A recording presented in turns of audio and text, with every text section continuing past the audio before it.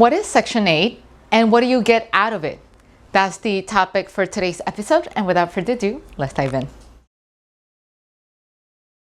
Hello everyone, and welcome back to another episode. For those who are tuning in for the first time, this is your channel for real estate education. So today it's going to be all about Section 8, and in fact I decided to create a series of 3 episodes just to talk about the subject given how broad it is. So a couple of months ago, a subscriber actually reached out to me asking me to learn a little bit more about what Section 8 is and whether I recommend it or not and stuff like that. So instead of me saying yay or nay, I decided to create an episode to sort of like educate you to what that is. So first things first, let's define what Section 8 is. So Section 8 is the Housing Choice Voucher Program. And why is it a housing choice? Because it is a choice that you get to make. You get to choose whether you as a family or the head of household of a family will want to participate in that type of program.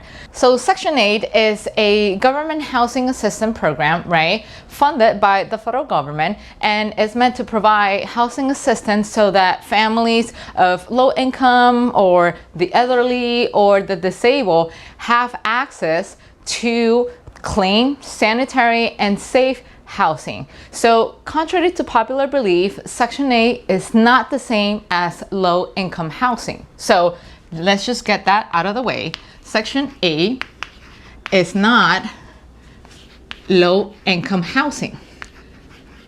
So for example, you can have a nice investment property located in a very nice area, and you as a landlord could have the choice to qualify that property for Section 8. So in essence, Section 8 is funded by taxpayer money thanks to the 1937 Fair Housing Act. And what the act provides is that the government is going to take part of the taxpayer money, meaning your money, my money, whoever pays taxes, and they're going to use a chunk of it to provide housing assistance to those who happen to be part of the low income bracket in essence. So what does it mean for you as a landlord? It just simply means that this is an opportunity for you to provide housing and also get back that tax money that you pay at some point in your life. So the way it works is that Section 8 will provide a percentage, would help cover a percentage of that rent. So let's say, for example, you have a house, right? A nice property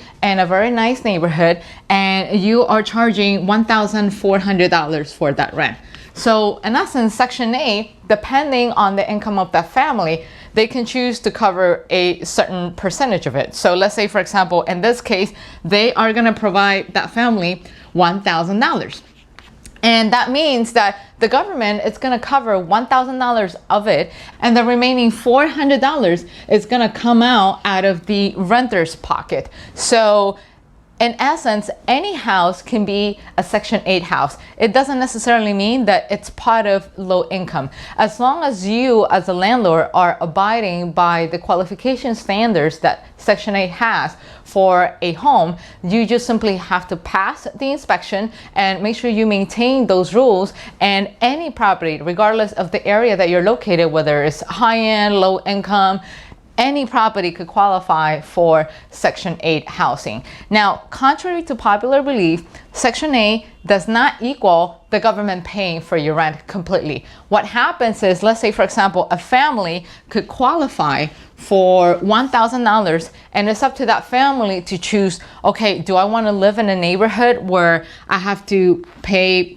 $1,400 for the rent, or do I want to pick a neighborhood where the rent it's only worth $1,000? Then I'll take that check completely from the government, from Section 8, and just simply use that to cover my rent, and therefore nothing is coming out of my pocket. So that's where you see some of the confusion that, unfortunately Section 8 has gained a negative connotation that, if you have government assistance program, therefore the property values or the area, it's going to start depreciating, it's going to lose its value just because unfortunately people get to think that you're misplacing or you're placing people who are not worthy of taking care of your property. And again, contrary to popular belief, Section 8 tenants, they do have an incentive to take good care of your property. Otherwise, they're just simply going to just lose the assistance. And that means they're gonna have to be forced to move out of a nice neighborhood. Well, in the end, every family, every parent just wants to place their family in a safe and sound neighborhood. So now, in order for you to better understand how Section 8 works, there are 4 key players that I want you to pay attention to.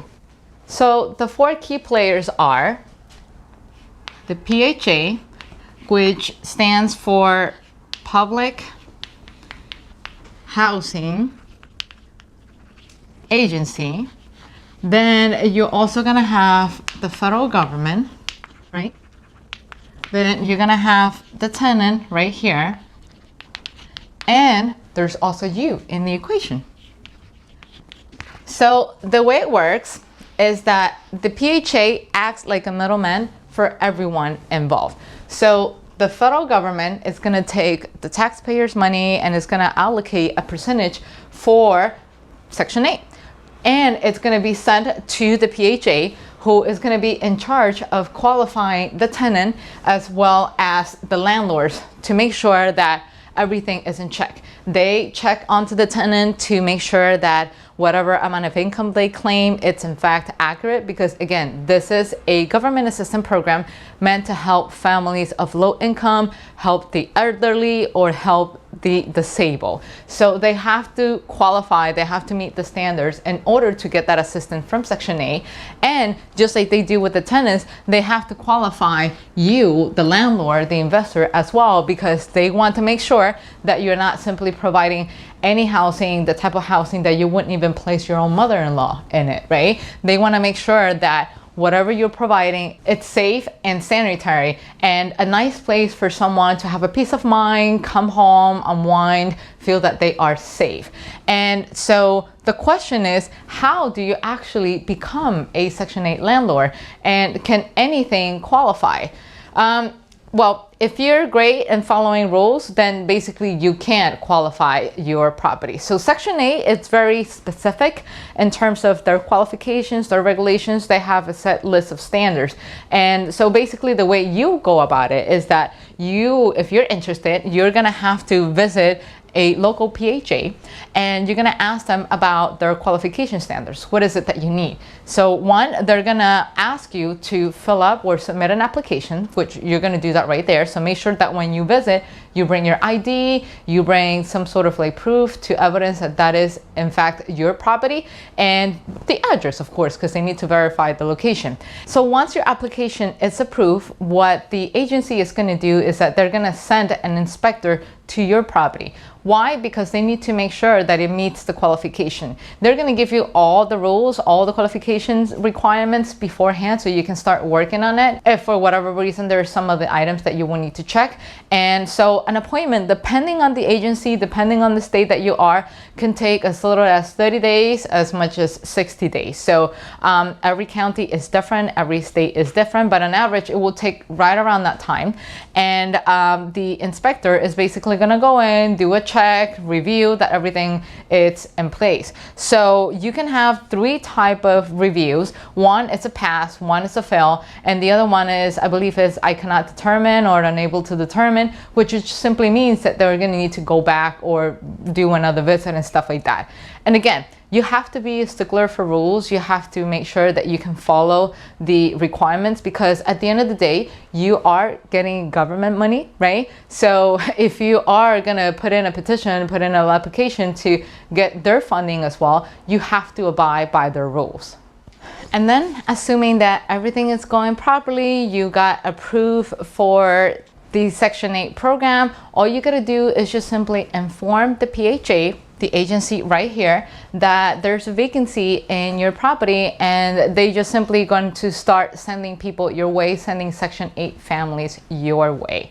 And then once you start meeting those candidates, then you're going to start qualifying them through your own qualification process. And that's going to be a topic for the second video that it's about to come. So that's it. That's all I have for today. Let me know what you think, whether this information was actually helpful or not. I will provide you links in the description box down below so you can actually learn a little bit more in deep about the Section 8 program and how you can qualify. And again, each state is different, so it wouldn't make any sense for me to give you a listing of requirements, given that, hey, whatever works out in New York might not be something that will work out in, let's say, California or in Florida. So I will give you a link in the description down below so you can start getting a general idea and then start visiting those more localized agencies, more localized websites, so that way you can start finding out what is it that it's required in your end if you decide to do Section 8 investing.